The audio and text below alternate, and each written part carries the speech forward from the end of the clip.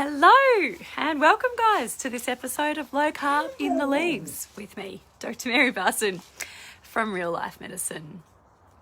Well, December is certainly begun. We're all in the middle of Christmas preparation and our fabulous members are doing their Santa's Little Helper program, all designed to help keep our wonderful members on track during this Christmas period.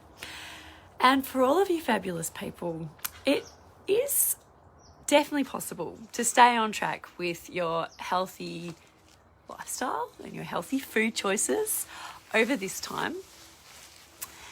And it does require a bit of mindset management. And I think that one important part of being motivated to manage your mind and move against the grain a little bit and not eat all of the sugar and all of the carbs and drink all of the alcohol around this time of year is to sort of remember why you are doing it. And I think it's incredibly important to just revise basics from time to time. So this is what I'm going to do this week. And today I'm going to talk about diabesity. Diabesity is a term that Dr. Francine Kaufman developed, where describing both diabetes and obesity as sort of one entity because they frequently coexist. It's extremely important to note that people can get type 2 diabetes without being overweight, and people can be overweight and still be metabolically healthy. So they don't always co-occur. They are definitely strongly associated with each other, but they're not the same thing. So it's not just diabetes, it's not just obesity, but everybody who's got metabolic disease, everybody who has one or more or a cluster of these things, which is that this is diabesity. The abdominal obesity, you know, that spare tire, that fat that's packed in around the organs of the body, the abdominal obesity or abdominal weight gain, is a sign of significant metabolic dyshealth. Same with dyslipidemia, like an unhealthy looking lipid profile, cholesterol profile, mostly characterized by low HDL lipoproteins and elevated LDL lipoproteins. But more important than that, even elevated triglycerides. This is associated with increased risk of heart disease and death, elevated blood pressure, elevated blood sugars, and systemic inflammation, and a tendency to blood clots. All of these put together culminate in this diabesity, and it's bad. It's bad, and it's also incredibly common, and it's getting worse and worse. Between 1993 and 2017, the WHO has recorded there has been a 12-fold increase in diabesity across the globe. It's gone from about 35 million to 450 million, and it's thought to be a 40-fold increase by 2045. It's growing at an alarming rate, certainly overtaken HIV and AIDS quite a long time ago, in fact, as the major cause of death and also disability. You know, people just not being able to live their best lives because they're suffering with the sequelae and consequences of diabesity. It's a really, really significant problem. And one reason why it's such a problem, is that the standard treatment doesn't really help. Traditionally, times are changing and I'm extremely happy about that.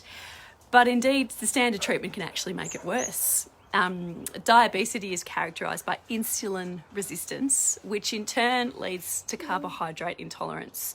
Indeed, insulin resistance and carbohydrate intolerance are basically the same thing.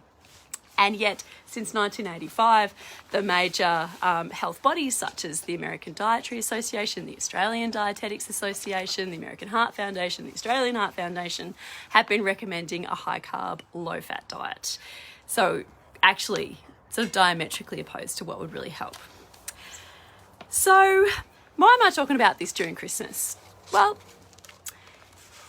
I can absolutely guarantee that everybody listening today and tuning in later is either directly or indirectly affected by diabesity. It affects someone you know, someone you love, or it affects you. It's incredibly common. And it's also really, really bad. It's a great robber of life, but it's a robber of quality of life as well.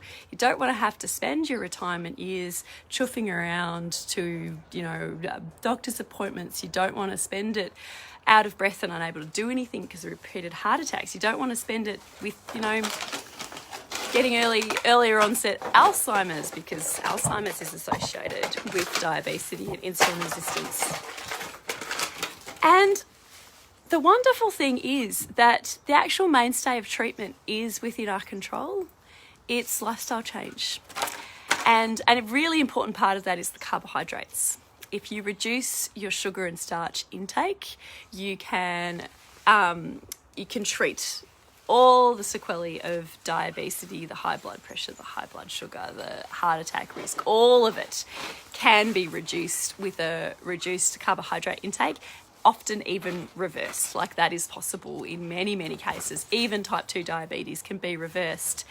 Carbs aren't the whole picture. They're a really important part of it, but it's also reducing inflammation. And a really important way to reduce inflammation is to reduce your intake of inflammatory foods, which is processed foods by and large.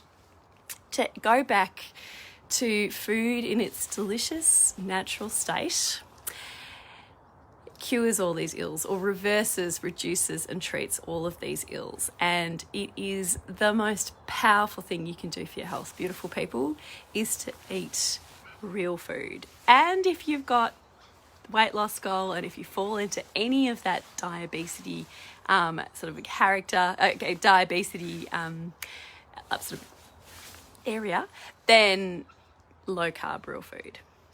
It works. And this is your why. This is your why. You want to live well. You want to be healthy. You want to be the best version of you. You want to live as well as you can for as long as you can. Enjoy life. Live it to the hilt. Then low carb real food is a really pivotal part of your ability to do that. It's not everything. It's not everything. Sleep is incredibly important for the inflammatory side of things. So is stress management. So is nature and getting outside and sunlight and friends and connection. These are all important to get us into good health. The low carb real food is incredibly important. So keep that front of mind, beautiful people, as you navigate this time. The sugary, crappy, sort of processed Christmas food, it ain't really worth it. All right, I'll see you again tomorrow. Bye.